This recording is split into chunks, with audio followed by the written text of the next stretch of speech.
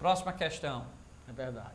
Na situação 2, Há um segundo pássaro idêntico ao primeiro, apoiado no mesmo circuito. Veja a figura, né? O segundo passarinho aí, ó. Isso. Vamos ver o que vai dizer. Se a chave S estiver aberta, o segundo pássaro recebe um choque? Mais uma vez não, né, vestibulando? Não vai ter corrente, então ele não vai receber choque. Letra D.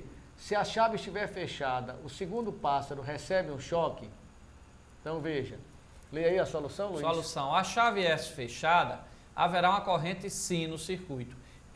Entretanto, para o segundo passo, a DDP entre seus pés continua sendo nula, pois o fio entre os seus pés é ideal e tem resistência nula. É o que a gente chama, vestibulando, de curto-circuito, né? A corrente vai preferir passar por um circuito menor, por um circuito mais curto, é exatamente pelo fio. Ela não vai entrar aí pelo pássaro, tá certo? Aqui na lâmpada não, porque ela tinha a resistência da lâmpada e a resistência do pássaro. Então nesse aqui, ó, ela vai se dividir, passa pela lâmpada e passa pelo pássaro, porque existia duas resistências em paralelo, então a corrente se divide, mas nesse caso eu tenho a resistência do pássaro e tenho a resistência do fio. Como é pequeno, a resistência depende do comprimento do fio, e aqui a gente considera, e além do mais o fio é ideal, então não tem resistência, então a corrente passa todo pelo fio. O pássaro 2 não levaria um choque, mesmo com a chave aberta. A gente diria que a diferença de potencial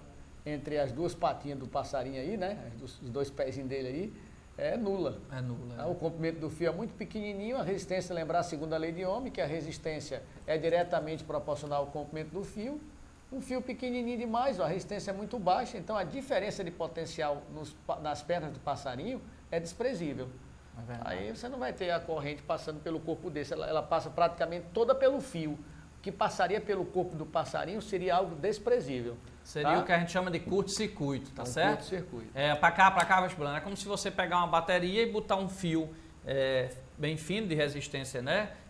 Menor possível entre um polo e outro, ligando o mais com o menos. Aí vai dar uma corrente enorme, um circuito enorme, porque ali você provocou um curto-circuito. Você ligou os dois polos direto. Se você, em vez desse fio, colocar uma resistência, né? Uma mola bem enrolada, como a resistência de chuveiro, entre os dois polos, não vai dar essa corrente enorme. Por quê? Porque vai ter uma resistência ali, então essa tensão vai fazer com que vai esquentar aquela resistência. Se você botar, por exemplo, dentro da água, vai servir para aquecer uma água para fazer um café, alguma coisa parecida. E aí okay? Também, Luiz, nessa questão aí, lembrar do curto-circuito, você pode pegar, por exemplo, só para citar aqui, suponha que você tenha 20 lâmpadas idênticas. Todas essas 20 lâmpadas, cada uma com 11 volts, a DDP que elas precisariam receber. Aí você pega essas 20 lâmpadas, cada uma precisa receber quanto? 11 volts. E coloca essas lâmpadas todas num cordão em série, uma em seguida da outra. E liga essa associação numa tomada da sua casa em 220 volts. Se você pegar 220 volts e dividir para 20 lâmpadas, né, porque elas não estão em série a tensão se divide. Vai quanto para cada uma? Vai 11 volts, Hilton, para cada lâmpada. Ó, elas vão receber a tensão normal. Se de repente uma dessas lâmpadas queima, se danifica, todas as outras apagam. Por quê? Porque como o circuito está em série, não tem como a corrente circular. Aí você pega nessa lâmpada que se danificou e passa um fiozinho, ó, de uma ponta para ela, de um terminal a outro. Você faz um bypass, que a gente diz, um jump. Você vai e liga um fiozinho de um terminal da lâmpada para o outro, como se estivesse reconstituindo o circuito. Essa lâmpada sai de cena, você provocou um curto-circuito.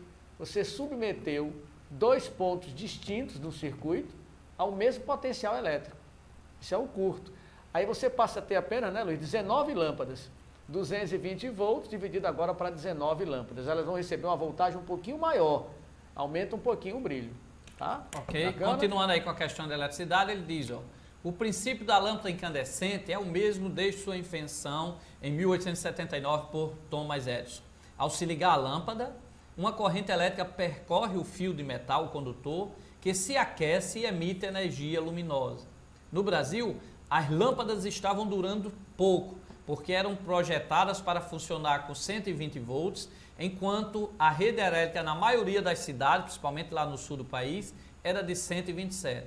este ano, o governo federal determinou que as lâmpadas incandescentes de 120 volts não poderia mais ser comercializada, devendo ser substituída por lâmpada projetada para funcionar exatamente com 127 volts. Lâmpadas projetadas para 120 volts ligadas nessa tensão de 127 duravam pouco porque brilha quanto tempo a mais. Então vê aí as opções. Então para cá, vestibulando. Ora, se a tensão lá era 127, né? E você botava uma lâmpada de 120, você estava sobrecarregando essa lâmpada, tá certo? Porque uma lâmpada de 120, você colocando numa de 127, você está sobrecarregando ela, tá? Então ela vai ter uma vida útil menor. Eu estou ligando ela numa tensão maior do que o que ela foi construída, do que sua potência nominal. Então era só substituir na fórmula, ó, P é V2 sobre R, né? A lâmpada seria 127 e a nominal, a que ela foi construída, é para funcionar com 120. Então, eu estou ligando no 127, então a potência vai ser 127 sobre sua resistência. E ela foi construída para funcionar em 120, então seria 120 sobre a sua resistência. Quando dividir uma pela outra, vai dar 1,12, ou seja, 12%. Então a nova potência fornecida pela lâmpada será 12% maior. Lógico, se ela foi construída para trabalhar em 120, eu botei numa tensão maior, então ela vai brilhar mais. Ela vai brilhar mais quantas vezes? 12% a mais. Era só fazer a matemática aí, 127 e 120 e dividir uma pela outra, que daria 1,12. Professor Hilton, nós estamos chegando ao fim, vestibulando.